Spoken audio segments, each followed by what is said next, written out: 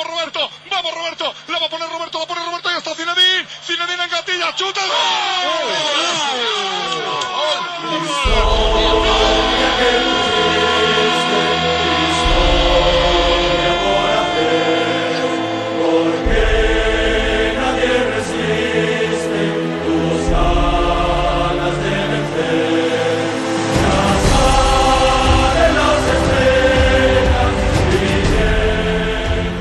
Vous l'avez reconnu dans ce générique, c'est un but de légende qui est notre générique de Esprit Madridista. Et au cours de cet épisode, on va parler de la plus belle, peut-être, de nos Champions League, c'est la Novena de Glasgow, celle qu'on a gagnée avec Zinedine Zidane. On va parler de tout ça, bien évidemment, avec Johan. Salut Johan. Salut Gilles, salut tout le monde. Et aussi avec Jérémy de Madrid France. Salut Jérémy. Salut Jean-Chris, salut tout le monde. Ah ben là, on est réunis enfin pour faire un épisode histoire avec Jérémy. Et qu'est-ce que ça t'évoque, cette novena, parce qu'on a fait la septima, la octava, la novena. On va continuer à compter en espagnol grâce au Real Madrid dans nos épisodes d'histoire. Mais d'abord, qu'est-ce que ça t'évoque, cette novena de 2002 ? La novena de 2002, c'est clairement la reprise de volée de Zidane qui a fait le tour du monde.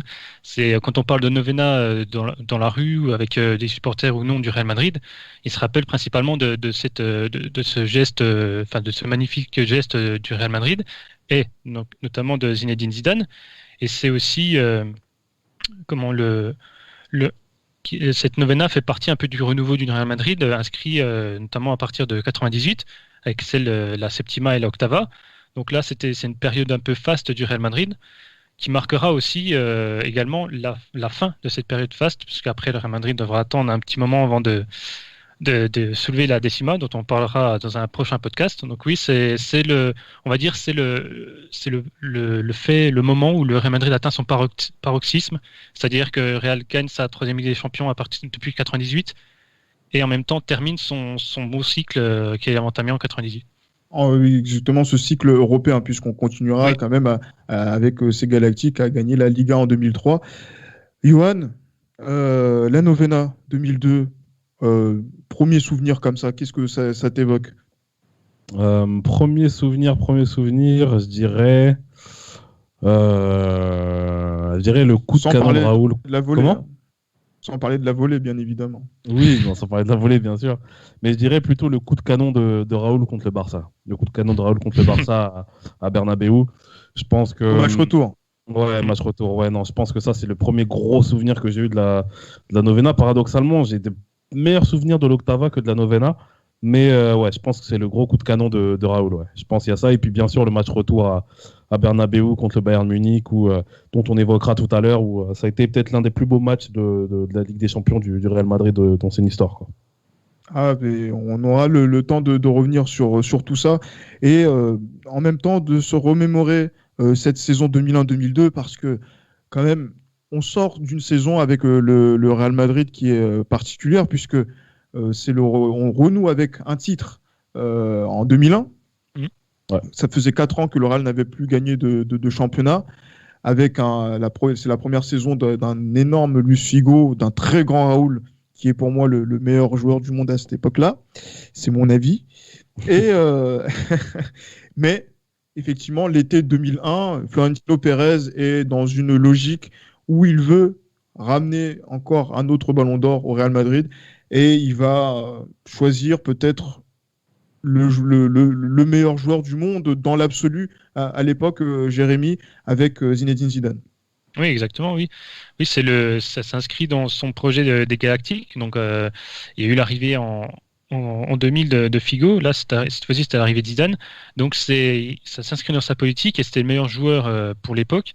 Et le prix de son transfert reflète le niveau qu'avait Zidane et son impact qu'il y avait sur le mercato, puisque c'était le joueur le plus cher de l'histoire. C'est compris entre 72 et 75 millions d'euros. Donc, c'est une grosse somme pour Oui, ça fait une grosse somme pour l'époque, surtout quand on compare par rapport à la période actuelle.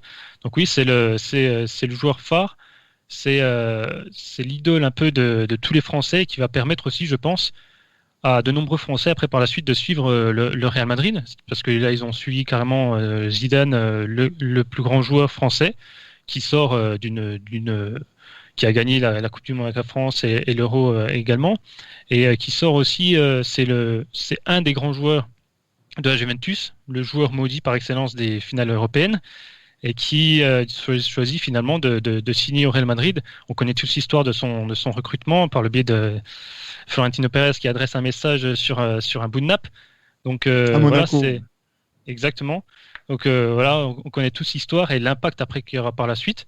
Et les attentes sont énormes vis-à-vis du prix qui a été dépensé par le Real Madrid, et notamment par les supporters qui connaissent un peu son niveau. Donc après, on en parlera un peu plus tard de sa saison, qui générera sans doute quelques pas polémiques, mais de mésententes, notamment entre toi, Chris, et Johan sur sa saison 2001-2002. Ah oui, clairement. Mais Johan ne peut pas être d'accord avec moi en disant que c'est le transfert parfait, peut-être même le transfert le plus parfait de l'histoire du XXIe siècle, ce transfert de Zidane de la Juve au Real pour 500 millions de francs, 75 millions d'euros à l'époque. Ouais, franchement, avec le recul. Bon, après, pour faire un petit retour en arrière, été 2001, j'ai 9 ans encore, et je vais au Bled en fait pour l'été 2001. Je vais au Congo pour l'été 2001, et pour le coup, je reviens début août. Et à vrai dire, j'étais totalement déconnecté du monde du foot quand je suis parti là-bas. Et je reviens à l'aéroport, donc je vais voir mes potes, etc. Et on me dit, ouais, t'as vu Zidane et tout, Zidane et tout. Je fais, ouais, bah, genre la Juve et tout. Non, ils me disent, non, il a signé au Real. Je vois Zidane au Real. Je fais, non, vous êtes des fous, ça. Ils me disent, ouais, Zidane il a signé au Real. J'ai vu, je regardais le montant du transfert. C'est un truc de malade. Et honnêtement, je me dis, mais moi, je suis content parce que voilà, je suis supporter du Real Madrid, mais je me dis, mais il va jouer où en fait? Tu vois, je me pose la question, il va jouer où? Parce qu'il y a déjà Figo, tout ça. Parce que déjà, pour moi, qu'on ait Figo, c'était un truc extraordinaire. Mais alors que Zidane arrive, pour moi, je pouvais pas l'admettre en fait que Zidane vienne au Real. Et si Zidane, je pense que c'est le plus gros. Je pense qu'on peut dire que c'est le plus gros transfert de tous les temps, et je le place même avant Cristiano Ronaldo, dans le sens où c'était une somme qui était déraisonnable à l'époque. 72 millions d'euros à l'époque, on est en été 2001. C'est si bien que quand vous voyez bien entre ce transfert de Zidane et l'arrivée de Cristiano Ronaldo, pendant combien de temps? Pendant plus de 10 ans, ça a été le plus grand transfert. Pendant près de 10 ans, ça a été le plus gros transfert de l'histoire du football. Franchement, ça a fait l'effet d'une bombe dans le monde du football. Mmh. Et justement, ça fait l'effet d'une bombe dans l'histoire du foot, dans les médias. Je me rappelle aussi de Canal+, France, qui avait diffusé la présentation de Zidane en direct, ce qui se faisait très rarement à l'époque, et Canal+ Espagne aussi qui avait suivi le pas.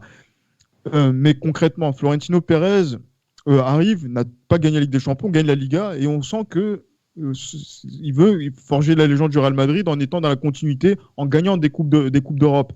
Et la saison d'avant, il y a cette défaite douloureuse contre le Bayern en 2000-2001. Jérémy, le Real, comment le Real se place avant le début de la saison 2001-2002 en Ligue des Champions pour toi? Le Real Madrid, comme tu l'as dit, sortait d'une demi-finale contre le Bayern Munich. Donc là, on peut dire que de par le recrutement qui a été fait, notamment Zidane, le Real Madrid envoie un message, c'est-à-dire qu'il va falloir compter sur lui, à nouveau compter sur lui en Europe. Donc là, ça se place parmi une des équipes favorites avec le Bayern Munich pour la saison 2001-2002. Donc oui, le recrutement, il est clairement pour montrer un peu le visage que va montrer le Real Madrid durant cette saison 2001-2002, et s'inscrit aussi dans la démarche des fameux Zidanes y Pavones de Florentino Pérez, c'est à dire des gros joueurs recrutés, donc des Galactiques, avec des joueurs formés au club. Donc il y a cette attraction au niveau marketing et également au niveau des supporters qui fait que ce recrutement est là pour montrer que Real Madrid va être un candidat sérieux pour le titre, que ce soit en Liga ou en Ligue des Champions. Ouais, ils veulent en découdre. Ils veulent en découdre, surtout que c'est la saison du centenaire du Real Madrid qui, au cours de la saison, va fêter donc ses 100 ans. Et c'est vrai que quand on va commencer à rentrer dans cette saison 2001-2002, le Real voilà, donc gagne la Super Coupe d'Espagne, où justement Zidane voilà, donc, gagne son premier trophée. Mais Johan, le Real n'est pas bon en championnat, mais en Ligue des Champions, on voit quand même un Real qui a tout, le comportement qu'il faut. En championnat, comme tu l'as dit, en championnat, en 6 journées, on perd 3 fois. C'est assez laborieux, hein. Une seule victoire, 3 défaites, 2 nuls. Honnêtement, le Real prend très très cher dans les médias en disant que voilà, c'est bien beau d'acheter Zidane, mais si sur le terrain ça ne suit pas, en gros, ça sert à quoi. Et c'est clair. pour le coup, c'est vrai que c'était assez difficile d'être supporter du Real à cette période-là de la saison. Mais après, je pense qu'en Ligue des Champions, on rectifie bien le tir dans le sens où on a un groupe qui est assez abordable, hein. On a un groupe où il y a la Roma, le Lokomotiv Moscou et puis Anderlecht. Et puis moi, comme souvenir que j'ai justement de cette première phase de Ligue des Champions notamment, c'est ce but de Luis Figo à Rome, le coup franc qu'il met, un énorme coup franc qu'il met justement pour ouvrir le score contre la Roma. C'est vraiment le principal souvenir que j'ai. Après le reste, sur TF1, on mettait plus les matchs du FC Nantes à l'époque, les matchs du FC Nantes qui jouaient contre la Lazio. Oui, c'est ça, le champion de France qui joue contre la Lazio, contre le PSV. Et contre Boavista, je crois, un truc comme ça. Et du coup, ouais. Boavista, ça vient au deuxième tour, je crois, non? D'accord, je sais plus. Je crois que c'est au deuxième tour qui joue contre Nantes. Mais bon, c'est pas notre affaire. Notre affaire, c'est le Real Madrid. C'est clair. Mais je pense que oui, voilà, toute première phase de Ligue des Champions, on la gère assez bien, d'autant plus que les matchs, je sais pas si vous vous souvenez, les matchs sont assez rapprochés les uns des autres, hein, à l'époque. Hein. À l'époque, en Ligue des Champions, je me rappelle les 3 premiers matchs allés, ça se fait. Tous les 3 matchs s'effectuent au mois de septembre, il me semble. Et c'est clair que c'était les matchs rapprochés, mais bon, la Ligue des Champions, voilà, c'est l'ADN du Real Madrid, c'est ce qui nous permet justement de sortir la tête de l'eau par rapport à ce qui se passe en championnat. En tout cas, effectivement, donc c'est assez intéressant de voir que le Real Madrid termine premier de la première phase de groupe avec 13 points. Voilà, donc s'incline simplement donc lors de la dernière journée à Moscou contre le Lokomotiv. Mais voilà, donc on a parlé donc de cette victoire à Rome 2-1, 2 victoires 4-0 contre le Lokomotiv et contre Anderlecht 4-1, une victoire contre Anderlecht en Belgique 2-0 et un match nul face à la Roma de Totti et de Capello, et avec Totti qui est buteur et Figo qui répond sur penalty. Dans cette phase-là, notamment le Real donc passe sans encombre et aborde la deuxième phase de poule, Jérémy, avec, j'allais dire, un tirage assez favorable. Ah oui, clairement, oui. Le Real tombe avec Panathinaikos, FC Porto et le Sparta Prague. Donc termine finalement sa deuxième phase de groupe avec un bilan de 5 victoires et un nul. Donc c'est le Real Madrid domine de la tête et des épaules cette seconde phase de groupe, avec 8 points d'avance sur le Panathinaikos. Donc voilà, oui, le Real Madrid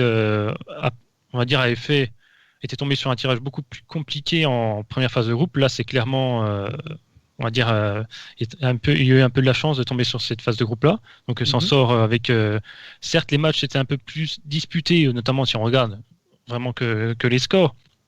Mais en termes de points et de messages envoyés par l'équipe, Real Madrid est clairement au-dessus de ses autres adversaires. Donc oui, c'est plutôt confiant. Après cette seconde phase de groupe, on était quand même plutôt confiant par rapport à ce qui allait se présenter par la suite. Oui, pour la petite histoire, je dis Chris, conformément à ce qu'on avait dit lors des Ligues des Champions 98 et 2000, encore un match nul en Grèce, encore un match sans victoire en Grèce. Exactement, nouveau match sans victoire en Grèce contre le Pana, donc 2-2. Et ça va continuer en plus sur les saisons d'après. Comme quoi, en Grèce, il y a toujours des problèmes, comme il y a eu aussi des problèmes en Allemagne. On aura le temps d'en reparler donc, au cours de cette deuxième phase de groupe. Juste, Johan, j'ai l'impression que là, t'es tombé dans ta cave. Là. Qu'est-ce qui se passe? Comment ça? Au niveau de ton micro, là, on t'entend très très loin. Vous m'entendez mieux là ou pas? Et on va essayer de t'entendre mieux, mais nous on va continuer avec Jérémy justement sur cette phase de Ligue des Champions, mais qui coïncide justement donc sur quand même un meilleur comportement du Real sur dans la Liga, où ça remonte progressivement au classement pour arriver à mi-championnat aux premières places. Oui, effectivement. On va dire que ça a toujours été le cas, c'est que le Real Madrid se redonne confiance et retrouve un peu un jeu pimpant et de bonnes performances après avoir fait de bons matchs en Ligue des Champions. Donc il était sur la continuité de ses résultats. Donc après, finalement, au terme, le Real Madrid n'a pas remporté, mais il y a eu un petit moment de bonne confiance et de bonne performance du Real Madrid à l'issue de cette phase de groupe. Donc oui, après, pour les supporters, c'était plutôt un peu confiant, c'est-à-dire que pourquoi pas le doublé Liga et Ligue des Champions. Après, on verra par la suite que ça n'a pas pu être le cas, mais oui, là, clairement, ça allait mieux quand même pour le aussi. Voir un triplé aussi, les gars. Ah oui, voir un triplé, effectivement, parce que là, quand on se remémore aussi donc la finale, enfin la Coupe du Roi, le parcours du Real Madrid est un parcours qui est quand même donc assez je dis pas assez linéaire parce que c'est vrai que le Real perd souvent dans ces phases de Coupe du Roi où ça se disputait en aller-retour et exceptionnellement, bizarrement, puisque le Real fête son centenaire, la finale de la Coupe du Roi a lieu le 6 mars 2002, le jour de la fondation du Real, donc 100 ans, jour pour jour. Et ça a lieu au Bernabéu face au Deportivo La Corogne. On est obligé d'en parler. Oui, on est obligé d'en parler. Mais parce qu'en fait, l'esprit madridista, c'est vrai que c'est des moments heureux, mais là, c'est vraiment un des moments douloureux dont on doit parler parce que c'est Johan... j'allais dire un coup de bambou immense quand même sur ce Real qui visait le triplé à cette époque-là. Ah mais monstrueux, parce que comme tu l'as dit, ça a été le 6 mars 2002, le jour du centenaire, etc. On reçoit la finale à Bernabéu. Franchement, qui peut se dire qu'on va pas la gagner, même si c'est vrai qu'en face, il y a une équipe qui est très régulière au cours de ces 3-4 dernières saisons, qui est le Deportivo La Corogne. Et pour les plus jeunes auditeurs, sachez que le Deportivo La Corogne, c'était vraiment une équipe qui était très, très, très difficile à jouer. Et pour le coup, on commence très mal le match, en fait. On commence très mal le match. Sergio González. Sergio González qui ouvre le score et franchement, Sergio González il faisait partie de ces joueurs-là qui ressemblaient à rien mais qui étaient très très forts. Sergio González.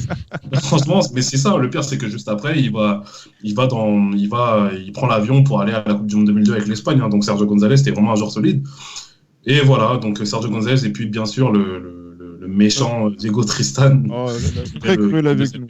Et Diego Tristan aussi, je répète pour les plus jeunes auditeurs, Diego Tristan, c'était peut-être l'un des meilleurs attaquants européens de cette époque. Donc franchement, Diego Tristan, c'était vraiment un très très très bon attaquant.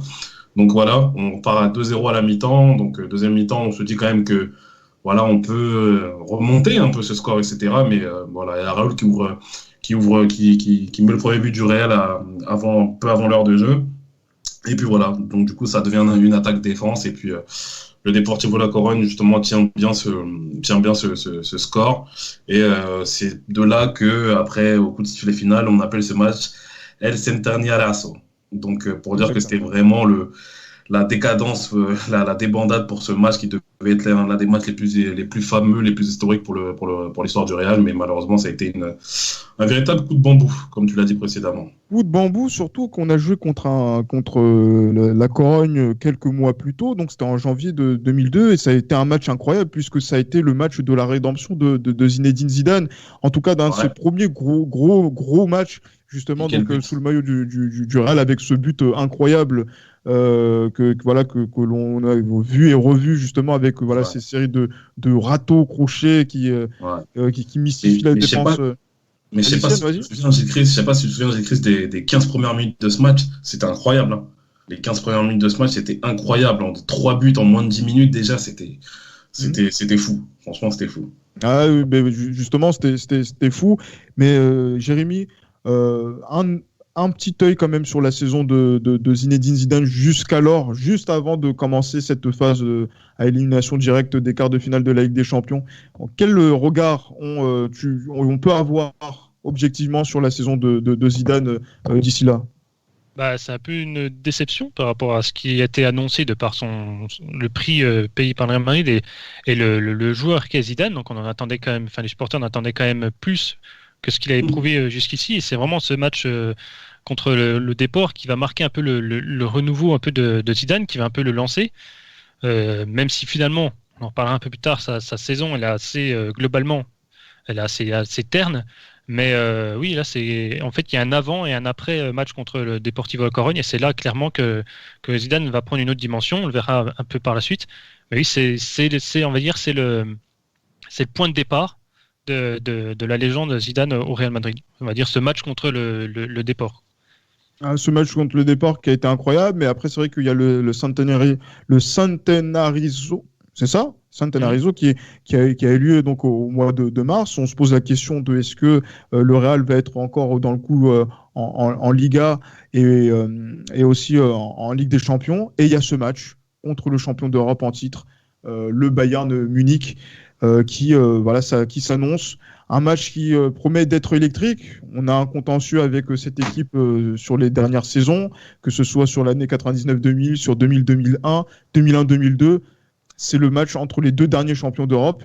Johan,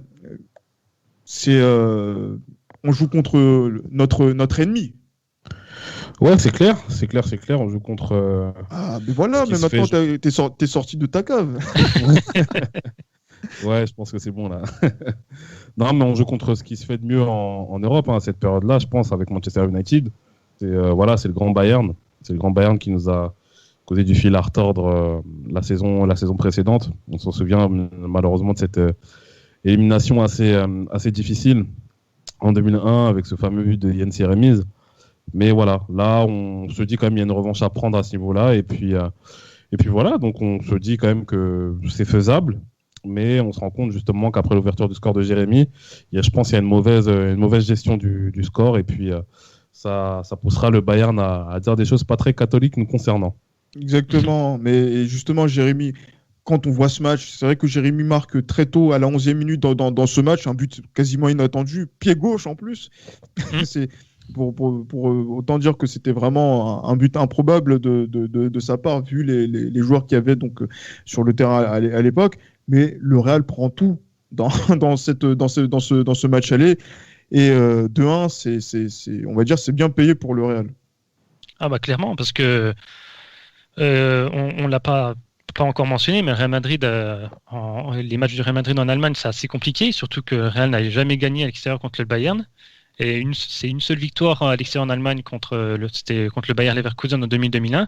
Donc Real Madrid se présente pas forcément confiant, d'autant plus qu'il affronte le champion en titre.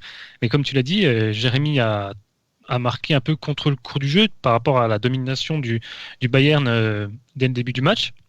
Donc déjà, je tiens à préciser aux auditeurs que c'est pas moi qui ai marqué, c'est Jérémy, mais c'est pas moi. Donc il marque dès le début du match. Donc oui, voilà. Là, ça fait les plans finalement du Real Madrid et de Vicente Del Bosque, ce qui va finalement après fermer boutique une fois après avoir mis ce but à l'extérieur, qui est ô combien important, comme on le sait dans l'histoire de Ligue des Champions, dans le fonctionnement. Donc après, oui, Real s'en sort bien finalement avec le score de 2-1, car après c'est clairement une ultra domination du Bayern avec des occasions en veux-tu en voilà. Donc en plus Real ne parvenait pas forcément à concrétiser ces faibles occasions, notamment en contre-attaque, parce que Raoul était beaucoup trop esselé face à la défense centrale Kufour-Kovac, sur tout le défi physique qu'ils imposaient. Oui, après sur le score du match, après, et puis l'ambiance hostile au sein de comment dirais-je, au sein du stade du Bayern. De l'Olympia Stadium de l'époque. Exact. Et surtout après les comportements un peu honteux des joueurs du Bayern, notamment Effenberg, donc on parlera un peu par la suite peut-être. Mais c'est un joueur qu'il faut avoir dans notre équipe, mais pas contre nous, quoi. C'est clairement un pur joueur allemand dans le style. C'est-à-dire que voilà, ça met des boîtes, c'est hargneux, ça n'utilise pas forcément des termes très catholiques. Exactement. C'est un peu l'Oliver Kahn sur le terrain, si vous voulez. C'est un peu comme lui, des gars très, très agressifs dès que ça va pas un peu dans leur sens ou dès qu'il y a un petit contact. Donc voilà.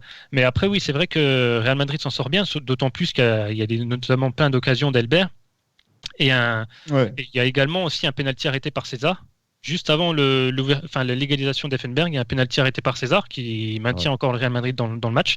Après, Real s'incline en prenant 2 buts en fin de match. C'est finalement, compte tenu de la physionomie du match, c'est on va dire c'est un moindre mal pour le Real Madrid.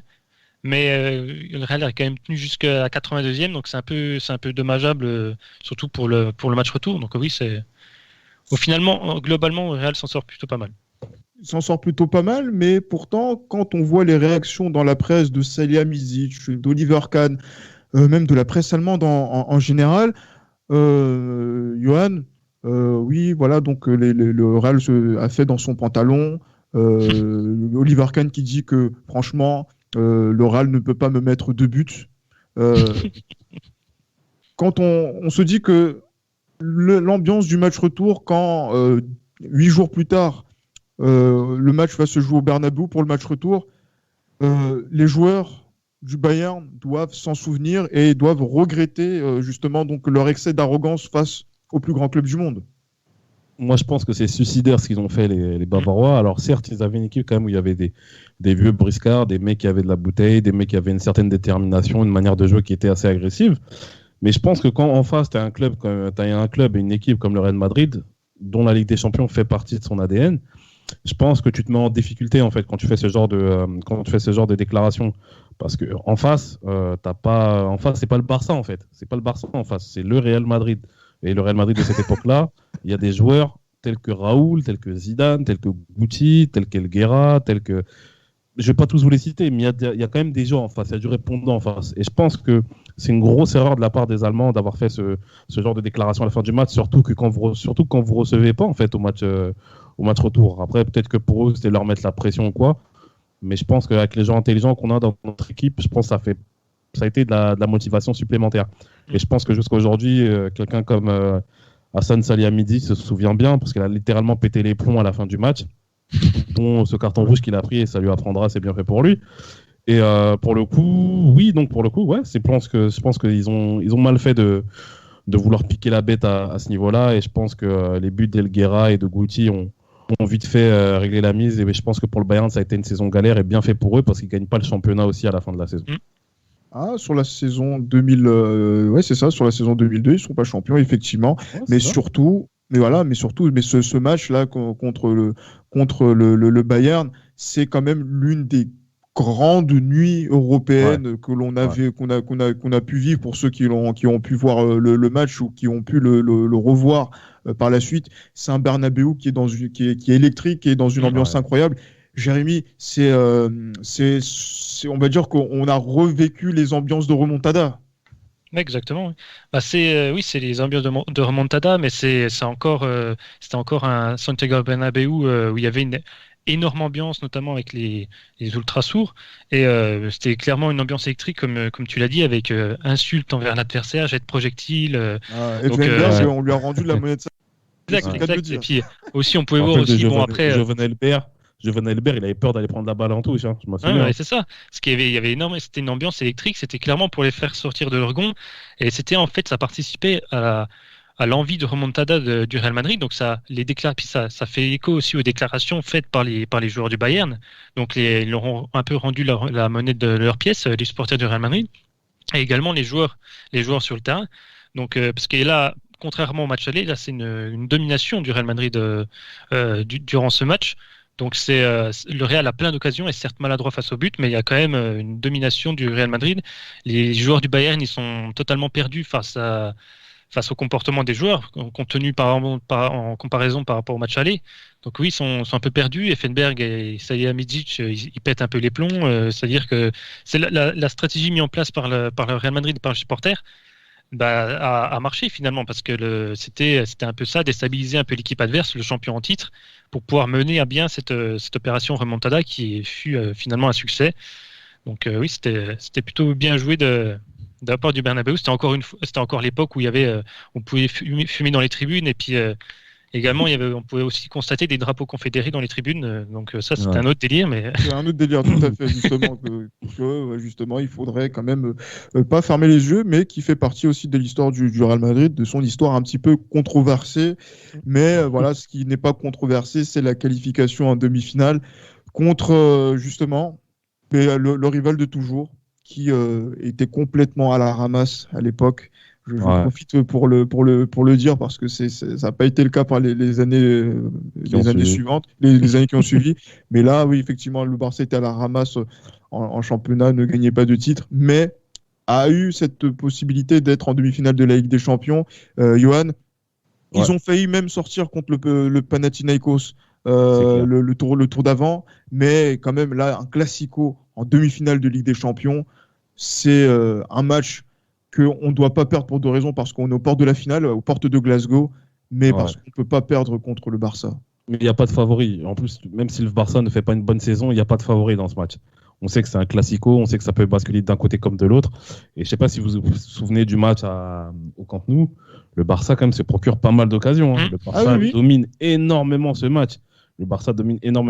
Et puis il y a sortir de la mi-temps, justement, un certain Zinedine Zidane, qui sauve le Real, justement, avec ce but un peu chanceux, mais bien, il a été bien inspiré quand même sur ce but. Quelle chance.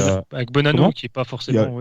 Oui, après, voilà, Bonanno n'est pas forcément un grand gardien, mais il n'y a pas de chance sur le but. Il y a de la chance. Mais après, il y a quand même l'inspiration quand même qu'il faut pas oublier. Hein.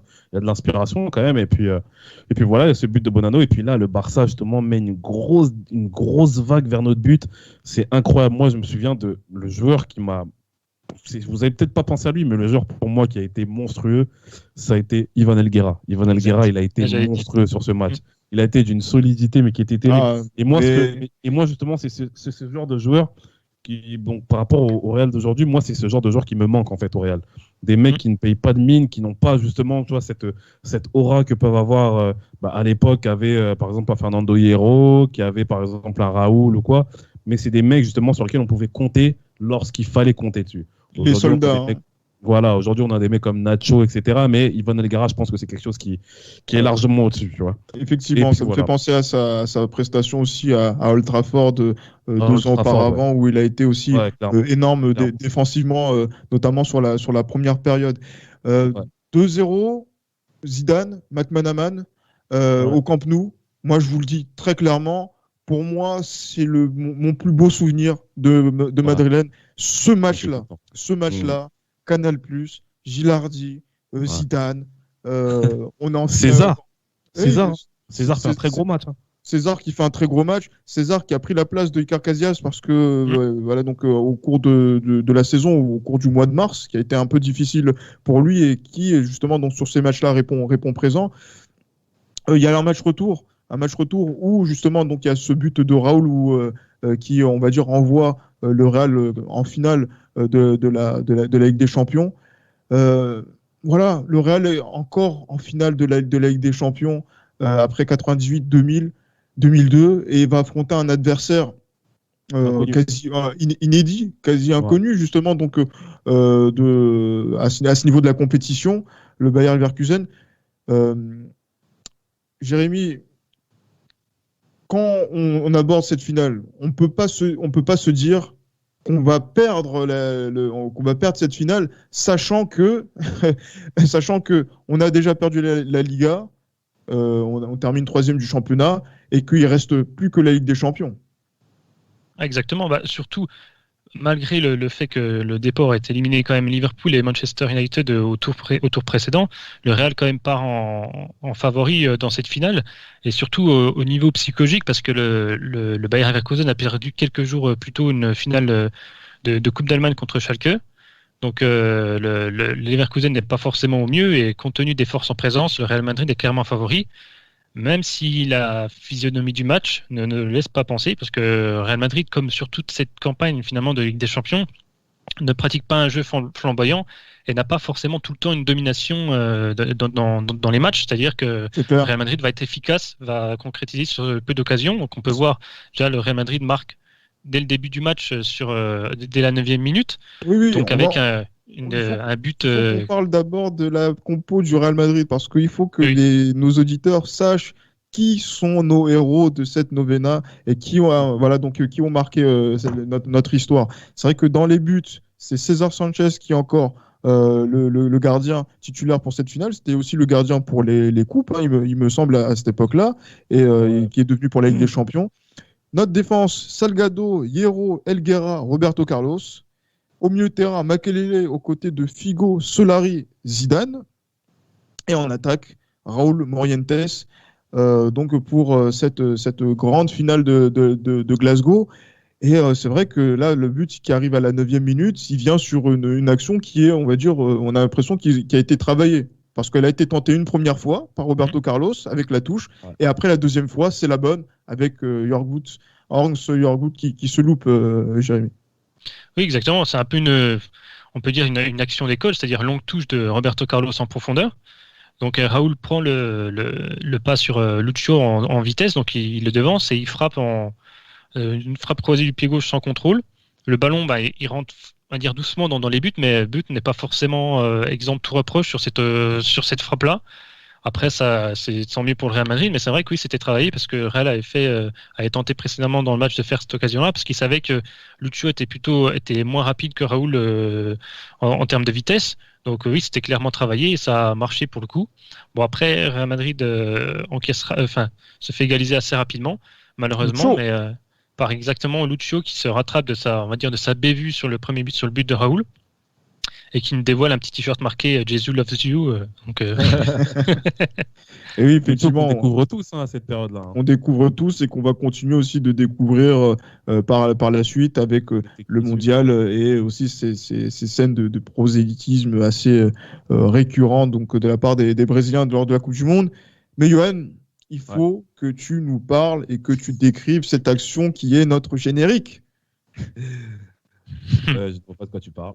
Non, plus sérieusement, c'est clair que cette action, pour être franc avec vous, moi, je me rappelle à cette période-là, quand je regarde le match, je rentre du foot, je suis vraiment fatigué, donc je me presse sur ma bouffe, je suis en train de manger, et juste au moment où je lève les yeux pour regarder le match, il y a la balle qui est en l'air et il y a Zidane qui reprend de voler justement ce centre qui est un petit peu ce centre contré de Roberto, enfin pas contré. Non, il n'est pas contré. Hein. Non, c'est un centre, mais c'est pas un centre en vrai. Enfin, on peut même pas dire si c'est un centre, tu vois, de Roberto Carlos, parce que le mec il lui met une chandelle en fait qu'il lui met. Une chandelle, ouais, comme au rugby un peu. Ouais. C'est une chandelle et honnêtement il y a qu'un joueur comme Zinedine Zidane qui peut de son pied le plus faible reprendre sans rebond une frappe avec une telle adresse et qui peut la mettre en lucarne. Ça, je pense que lucarne en plus où le gardien il est justement, c'est lucarne c'est un endroit où le gardien est le plus proche en fait. Et je sais pas justement comment il fait pour pouvoir la mettre juste avant la mi-temps en plus, mais là je pense que c'est un moment historique en fait que tout amoureux du football a pu regarder. Quelle que soit leur appartenance du club. Voilà, quel que soit le club qu'il supporte. Chaque amoureux du football, chaque joueur qui a vu cette période, qui a vu cette partie-là, ce moment de ce match-là, sait qu'il a connu un moment d'anthologie, un moment historique en fait. Et je pense que ce but de Zidane, c'est aussi, je pense, moi j'ai pas peur de le dire, je pense que ce but aussi a pas mal sauvé sa saison. Ça, qu'on le veuille ou non, c'est une vérité. Zidane, ce but-là a sauvé sa saison. Mais c'est pas vrai. C'est pas vrai. Qu'est-ce qu'il a après nos ballons d'or, ce monsieur ? Je peux finir par rapport justement à l'investissement qui a été fait, au rendement sur investissement qui a été fait.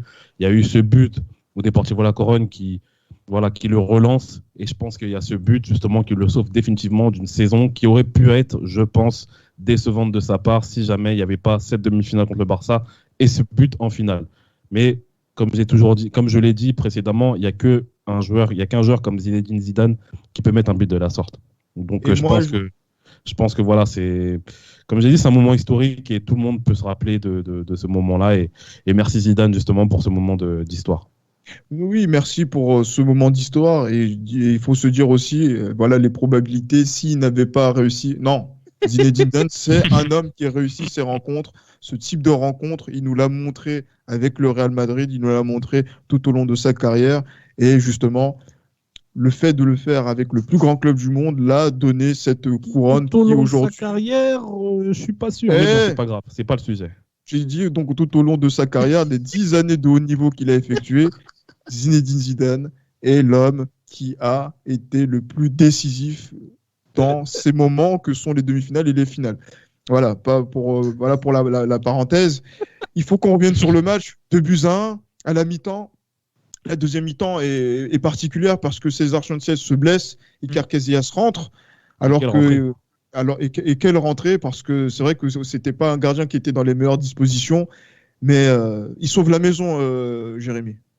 Ah, clairement, après la deuxième mi-temps, tu as l'avantage on va dire, de Leverkusen qui n'a pas forcément de réelles occasions, mais c'est principalement en fin de match, dans le temps additionnel, où il y a Iker Casillas qui réalise une triple parade décisive et qui permet justement au Real Madrid d'éviter d'aller en prolongation. Donc c'est le petit joueur de 20 ans, petit gardien qui rentre au cours de match dans une finale de Ligue des Champions. C'est quand même pas simple de rentrer dans... Certes, le Real est devant au score, mais c'est pas simple de rentrer dans ce genre de match, surtout une finale de Ligue des Champions. Donc Casillas inscrit et écrit sa légende durant ce match-là, parce que le match qu'il fait, et même pendant la phase de groupe, il a réalisé quand même de bonnes performances. Ouais. Ça vient un peu couronner sa plutôt bonne saison dans les matchs où il a été utilisé. Et c'est là qu'à partir de là qu'on peut le considérer comme un saint. Oui. C'est clair, comme un saint. Et quand on voit aussi la une de la presse, que ce soit AS ou Marca, qui disent que la victoire, elle est sur les épaules de Zidane et sur Iker Casillas aussi sur la fin de match. On se rend compte que cette novena qui avait tellement été désirée parce que la saison du Real avait commencé en trombe avec ce gros transfert, elle se termine comme dans un rêve et vient couronner le plus grand club d'Europe qui encore assoit sa domination sur le vieux continent. Yoann. C'est clair que là le Real Madrid justement montre une fois de plus que c'est le plus grand club du monde, montre une fois de plus que ils savent aligner les planètes qui font qu'ils gagnent ils gagnent justement des trophées qui restent dans l'histoire en fait, Et justement, avec l'arrivée justement de Zidane cette année-là, de Figo la saison précédente, on se dit que Florentino Pérez a complètement réussi sa mission en à peine 2 saisons en fait. On n'a pas peur de le dire. Et je pense que même si c'est vrai que cette période galactique finira pas de la meilleure des façons, il est clair que ce 15 mai 2002 est un jour qui est sain pour le Real Madrid.